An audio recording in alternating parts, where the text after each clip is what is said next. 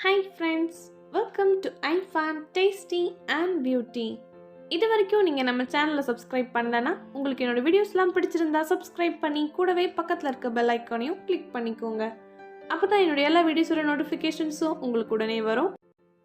இன்றைக்கி நம்ம சேனலில் பனானா மால்புவா ஒரு சிம்பிள் அண்ட் ஈஸியான டெசர்ட் ரெசிபி எப்படி செய்கிறதுன்னு பார்க்கலாம். இதை செய்கிறதுக்காக ஃபஸ்ட்டு நம்ம 2 வாழைப்பழம் எடுத்துக்கலாம். இது கூட நம்ம 1 கப் அளவுக்கு மைதா மாவு சேர்த்து நல்லா மிக்ஸ் பண்ணிடலாம். வாழைப்பழத்து கூட மைதா மாவு சேர்த்து நம்ம நல்லா பிசைஞ்சதுக்கப்புறமா இது கூட நம்ம கொஞ்சம் கொஞ்சமாக பால் சேர்க்க ஆரம்பிச்சிடலாம். கொஞ்சம் கொஞ்சமாக பால் சேர்த்து நம்ம இதை நல்லா மிக்ஸ் பண்ணி எடுத்துக்கலாம். கொஞ்சம் கூட கட்டியாகாமல் பால் சேர்த்து இதை நம்ம நல்லா மிக்ஸ் பண்ணி எடுத்துக்கலாம்.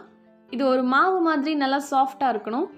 இது கூட நம்ம 1/4 டீஸ்பூன் அளவுக்கு பேக்கிங் பவுடர் சேர்த்துக்கலாம்.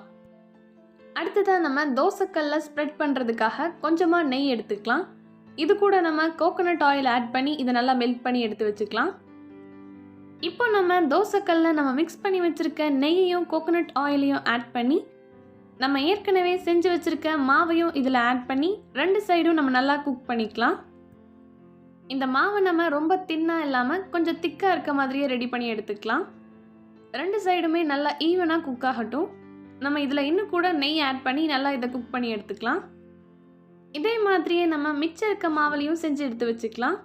அடுத்ததாக ஒரு பேனில் 4 டேபிள் ஸ்பூன் அளவுக்கு சுகர் எடுத்துக்கலாம். உங்களுக்கு எந்த அளவுக்கு சுகர் வேணுமோ அந்த அளவுக்கு நீங்கள் எடுத்துக்கலாம். இது கூட நம்ம ஃப்ளேவருக்காக 2லிருந்து 3 ஏலக்காய் ஆட் பண்ணிக்கலாம்.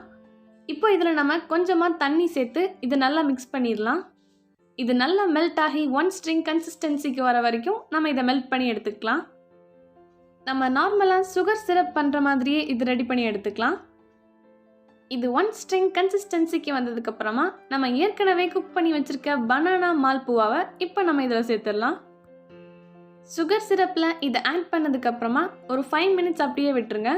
இது சாஃப்டாக இருக்கிறதுனால சுகர் இதில் சீக்கிரமாக அப்சர்வ் ஆயிரும். சுகர் நல்லா இதில் அப்சர்வ் ஆனதுக்கப்புறமா நம்ம இதை பிளேட்டில் எடுத்து வச்சு கார்னிஷிங்காக கொஞ்சம் பாதாம் பிஸ்தா ஏதாவது ஆட் பண்ணி இதை நம்ம சர்வ் பண்ணிடலாம். அவ்வளோதான், ரொம்பவே சிம்பிள் அண்ட் ஈஸியான ஒரு ரெசிபி.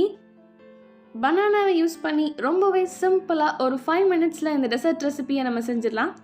கண்டிப்பாக இந்த ரெசிபியை நீங்களும் உங்கள் வீட்டில் ட்ரை பண்ணி பார்த்துட்டு எப்படி வந்துச்சுன்னு கமெண்ட் பண்ணுங்கள். இந்த வீடியோ உங்களுக்கு பிடிச்சிருந்தா லைக் பண்ணுங்கள், ஷேர் பண்ணுங்கள். மறக்காமல் நம்ம சேனல் iFan Tasty and Beautyக்கு சப்ஸ்கிரைப் பண்ணிக்கோங்க.